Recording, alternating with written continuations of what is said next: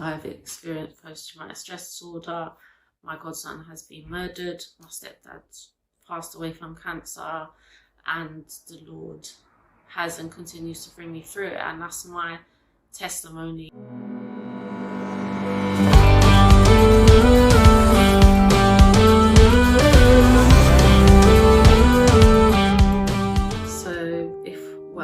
I grew up in church, but I left when I was 16 years old, and then after that I just sort of started to do my own thing. I was quite a quiet teen, but things just started to spiral down, to be honest. I wasn't doing anything like really extreme or dramatic, but my focus wasn't on the Lord. Yeah, life just became more and more tough, and it's like I was just searching for happiness in different things and friendships and just material things and other things, and it was like it pushed back against the Lord, because I knew what I should have been doing, but I wasn't doing what I was supposed to be doing. And the more I stayed away from the Lord, the more unhappy I became. But it's like it became even harder to come back to the Lord, if that makes sense. And I was surrounding myself more with people who are not Christians, so yeah, it just wasn't great. And I was in that place until I was like about 21 years old. My home environment, my mum came back to church when I was a baby, so she's always been like a firm Christian, that consistency in my life. My mum's side of the family, more of my family members are becoming believers, but there's still some that are not. On my dad's side, my dad isn't a Christian. My grandma was, and so was my gran. And at that time, my sister wasn't a Christian. So it was mainly like my mum who was the main person that always tried to steer me back to the Lord, really. And I remember my mum saying to me once, I was just like everything just got on top of me, and she was like, God's there and he loves you, and life isn't always going to be this hard. Even though you're fighting against him, he's always there with you 100 steps of the way. You feel alone, but you're not alone. And so I just always held on to that, and it wasn't new because I was raised in a church, but my mum always used to say to my sister and I, like, I can't have salvation for you. You need to get to that place where you have your own personal relationship with the Lord. It's not just like a religion. I would just go into church on Sunday and then in the week you do your own thing. It's like becoming a Christian. It's a relationship with the Lord where it's a daily walk, and you're daily you're being in tune with the Lord. When you're praying, it's that direct communication. You're talking to him. You can't expect to establish a relationship with him and you're not putting the work in or reading the word. It's like having a friend and you barely talk to them, but yet you still expect to be tight. It's not realistic. But I had to get to that point myself where I really, really wanted it, where I was like, I've tried this and I've tried that. Like, only the Lord could have filled that gap. So when I was 20, I worked in a nursery with a lady who I got on with really well. She was like my work mum. And she used to invite me to church, but I used to be like, nah, it's all right, no. And then I think just like a lot of stuff was going on. Life was just really hard. It was a struggle. Once she invited me to small groups. So I was saying no, and then one day I was like, yeah, why not? And I went, and it was really nice. It was just a small group of people at her sister's house. And it was just very welcoming. They were just like everyday people. There were some people my age, a few older ladies who were like just really loving and caring, like aunties. They invited me to like, it was like a youth young people's week at their church, and I went and I just really enjoyed it. And then I got to know a few people my age more. And then I went to church once, and I just really liked it. It was like an extension of the small groups, and the church was quite small. That's how I started to come to church. And then there was like a retreat in Spain. So I went, and it was just like really quiet. It was really nice. And I got on with one lady in particular, she was just a little bit older than me.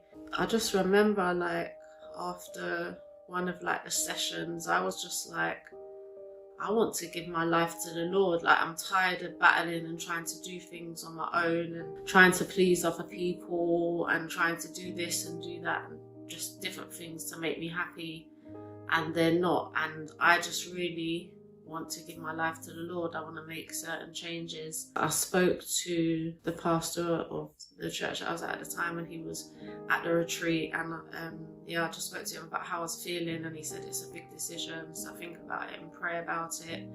And then when we came back to London, I was just like, still like, I want to get baptised. And so I went to a few like baptismal classes, and I got baptised and gave my life to the Lord. I knew that God loved me so much that he sent his only son to be crucified, and I think at that time I was like searching for that acceptance and that love through people or materialistic things, but I got to the point where I knew that that thing that I was looking for and searching for, that gap, that hole that I was trying to fill, it was a hole, like that unconditional love that only God can give you, that peace that no matter what's going on around you, only the Lord can give you that.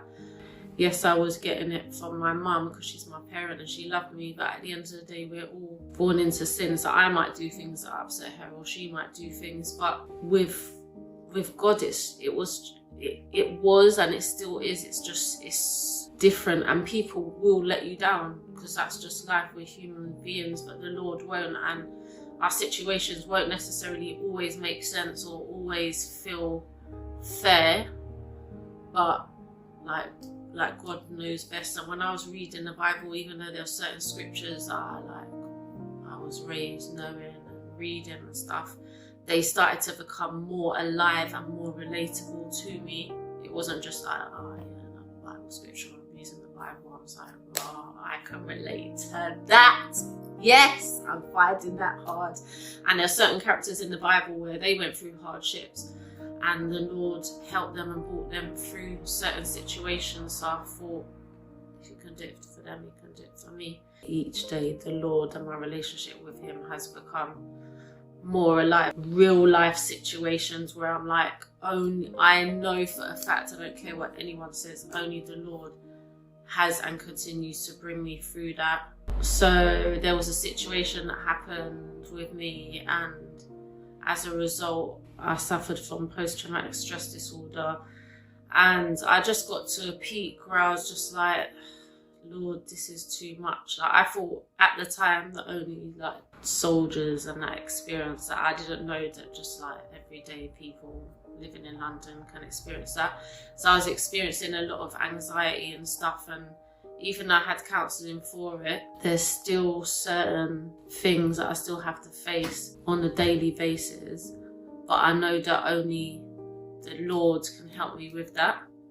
And I think about like when my stepdad passed away from cancer, that was hard because he was like a massive part of our life. He was like second dad to me, and just living with that reality of the grief and the family dynamics completely changing. That was a time where the Lord definitely brought like my family and I through that, because it was hard and it's real life. And then when my godson was murdered, he was stabbed to death on New Year's Eve 2017. For me, I think even more so, God's love for me has come alive, because it was and it continues to be hard. It's a reality that a lot of families sadly are having to live with. We're very close, he was like my son, and it's just hard because then yet again another male within our family unit had gone.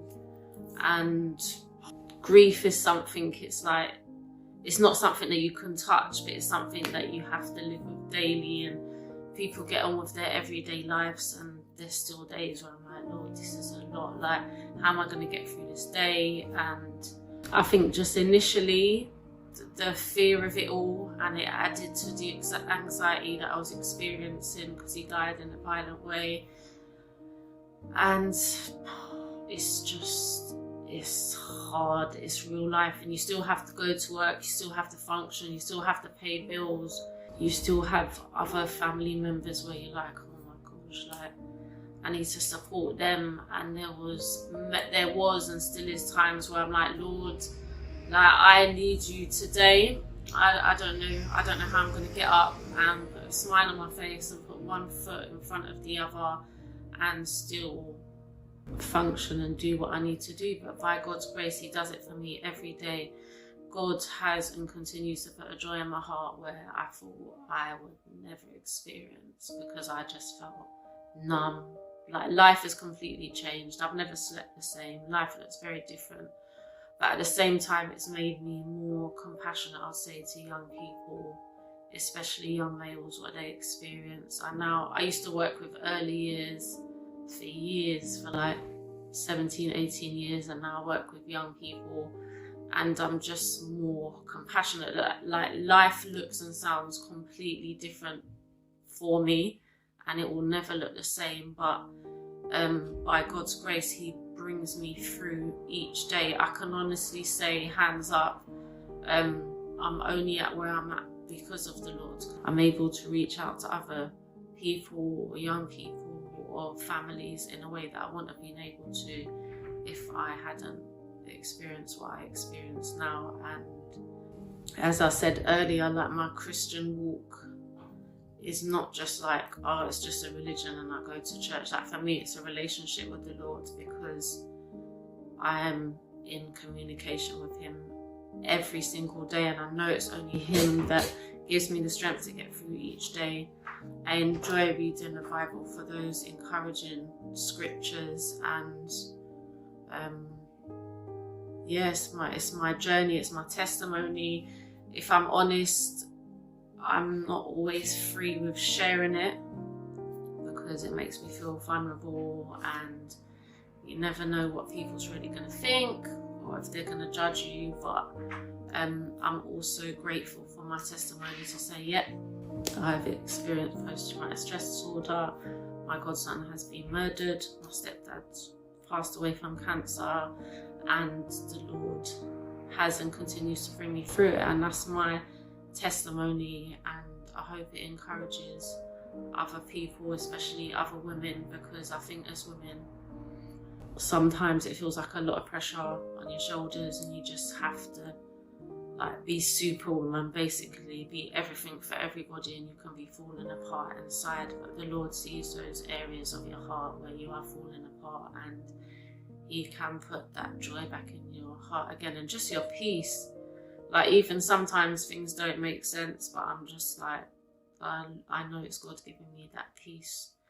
And yeah, I just hope that encourages other people, especially other women, that you don't have to do it all on your own, that God is there with you, and he wants to be there, and he loves you, hence why he sent his only son. And where my godson was murdered, for me it's even more deep, because I know for a fact I wouldn't be sending my only child to die for anybody, especially if I knew not everyone would accept him. But he did that for us, nevertheless, and it's a type of